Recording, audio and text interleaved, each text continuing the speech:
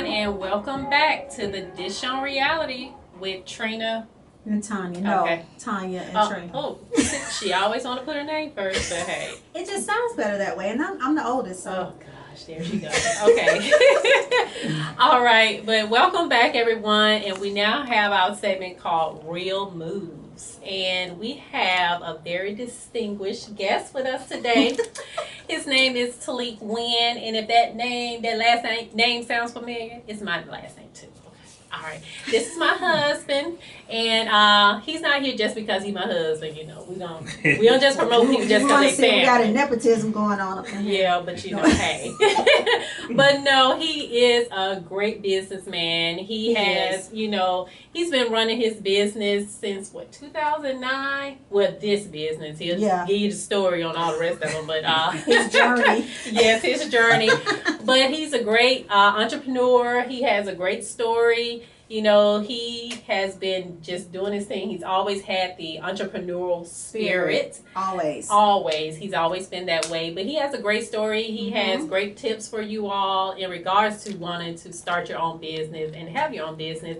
And he also has some tips for, you know, anyone who wants to do like home improvements, you know, what you need to look for in a contractor, because that's part of his business. So, without further ado, Mr. Tilik Wynn. Thank you.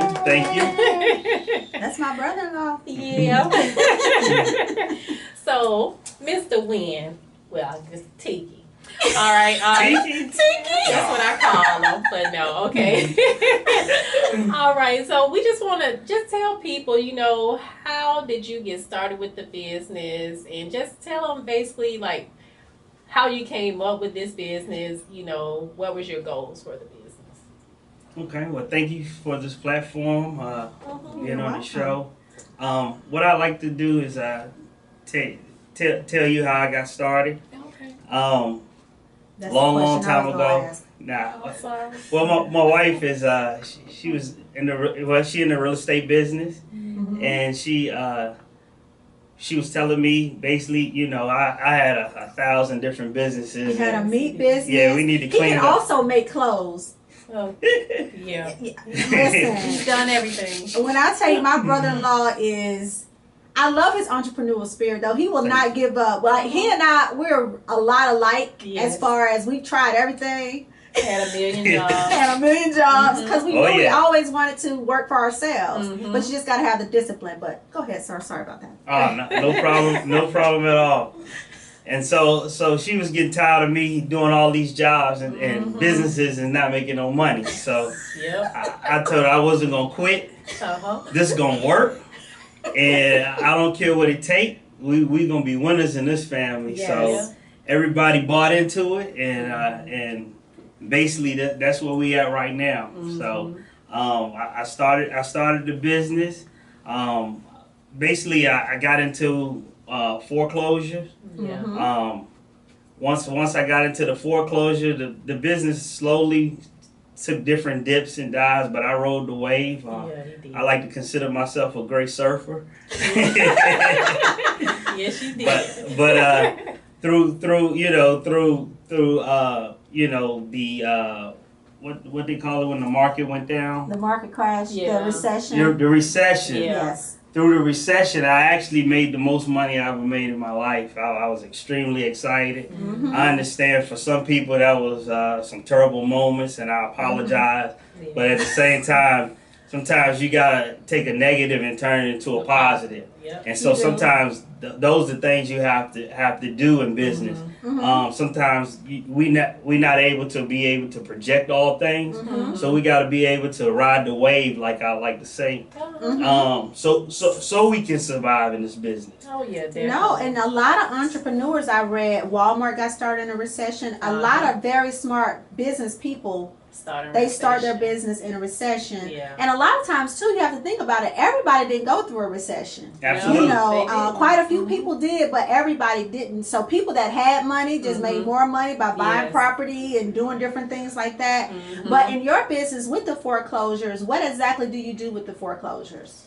I do anything from landscaping to cleaning them. And when I say clean, I don't care how bad that property is. Yeah. I mean, the ceiling could be falling down. They want that house to be spick and span. Yeah. I mean, no questions asked. I mean, they paying our money. Yeah. Because when people come to look at these properties, a lot of them can see the beauty and potential in these properties. Yeah. And it helps when the property is really, really clean. It does. Yeah. Landscaping, curb appeal. Yes. So I do as far as repairs, roof repairs, plumbing. Awesome. You know, sheetrock. Painting. Yes. Yeah. So I've learned a ton, and in the business, in the beginning, I really wasn't sure what I was doing. But I hired guys that knew what they were doing. That's right. And I picked up a trade. And so I was able to capitalize on those things. Oh yeah, definitely. And another thing is, a lot of times in this business they like to contract all the work out, but I like to be a hands-on person. Yeah. Because once you contract a lot of stuff out, sometimes your product get watered down. It does. And you can't really watch the process. And somebody have a complaint, you were not there, you know, to kind of oversee it. Yeah. So no, I completely understand that. And I like what you just said, because I know we talk about this a lot. You still go out in the field and work. Absolutely. But, you know, and when we watch like the television show, you know, what's that, Undercover Boss, and they go undercover and they're like, oh, I had no idea that people wasn't making this money and wasn't doing this, and the work was this hard. Yep. Well, that's what I like about you, because you are actually in the field and you know what's going on, because you're right there beside them.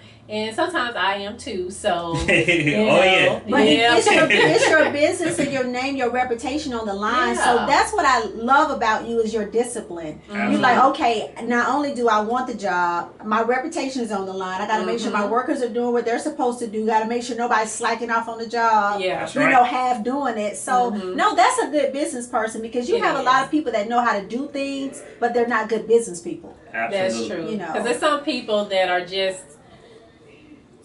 It's different, you know, between an entrepreneur and someone who's self-employed. Someone who's self-employed, they're always going to work for themselves, and they're always going to be in the field. They're never going to have workers or contractors under them. They're always going to be doing everything. Yep. But when you're an entrepreneur, then you let your business grow. It expands, because then now you can still be in the field, but you have workers too, and you grow your business. And I think with a lot of people, you know, when you see people who've been in business like 5 or 10 years and they're always stuck in the same place, I always say, well, what were they doing? But now I know, just from watching you, that a lot of times they didn't put their money back into the business, or they just didn't think it through and they didn't have a business plan. So I think that is one of the biggest mistakes that a lot of people make. Absolutely, because a lot of times, when no matter what type of business you're in, when business is good, it's good. So people don't think it's ever going to be anything but good. You know, before the recession hit in real estate, I mean, we were selling new construction. The agents were just buying a lot of ridiculous, expensive things. But it's like, you just think that money's not going to stop. And but then when it did, it was like, wow. Yeah. It's a lesson to learn. But let me ask you this. I know, doing what you do and with your journey, you probably fell and bumped your head a lot. Absolutely. How did you have the tenacity to keep going? Well, one, definitely family. They depended on me. I'm the head at the house. See, that's a real man. That's what I'm talking about. You know, like my husband. I mean, of course, my wife and I, we talk about things, but women like security. Yes, we do. And if I can't provide her with that, then I'm lacking somewhere. So I need hear that, man? Take some notes.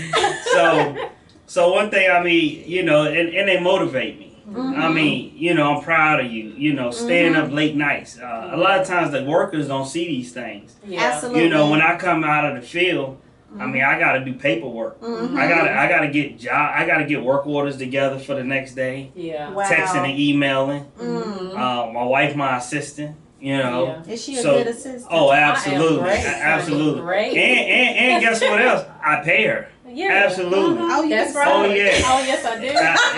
it is straight business because I love it. You can't take advantage of people's services. Yeah, just because they're family. Nah, it doesn't work like that. Yeah. Wow.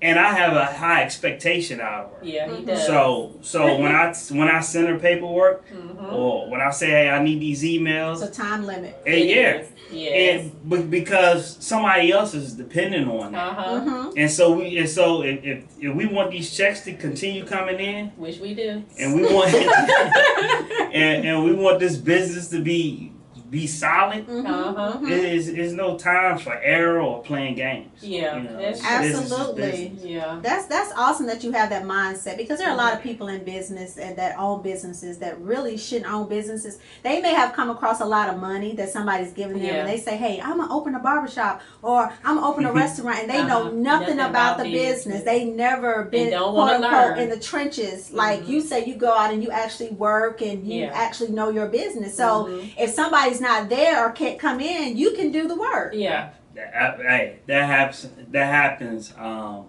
the a lot more than I would like. Okay. Yeah. But now I started being very selective. Because this business draw a lot of different behaviors. Yeah. And it's a good business, but at the same time, you have to start screening your workers. Yes. You can't let them get away with certain things. You gotta set the tone. You can't be doing certain stuff in front of them. If you're doing that is so true. Yeah, you have to be professional, so they'll know to be professional. Yeah, they're not my friend. I don't care if they are my friend before or family. I've had to fire family members. I told him not to hire some family members. Yep. Close family members too. I remember that. Yes. But at the end of the day, I still love them.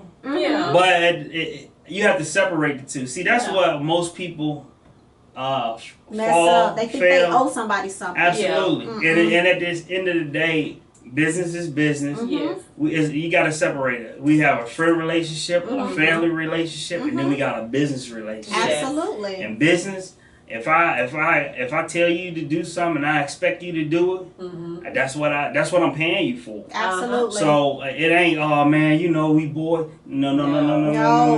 Because we're in business. Yeah. So it's like, okay, Trina, we got to do this, that. And we both understand that we're in business. It's not, oh, you're my sister. No, it's business. Right. It's never money. Personal. Yeah. And we're building something, I know. Yeah, and then also when it's time for pay, they're like, oh man, we cool. No. Nah, hey, you're not selling it for that. I want my check, I want all my money. Yeah. And you want the check to be good, right? Yeah. Definitely that. So you can't do that. You can't do that. Yeah. Okay. Well, we are going to come back, and if you don't mind, do you mind staying with us? Oh man, enjoy myself. Okay, perfect. Because we got a couple more segments coming up, and especially relationships. And we're going to talk about relationships when we come back with our special guest, Mr. Tilik Wynn. Yes. So we'll be right back with the Dish on Reality.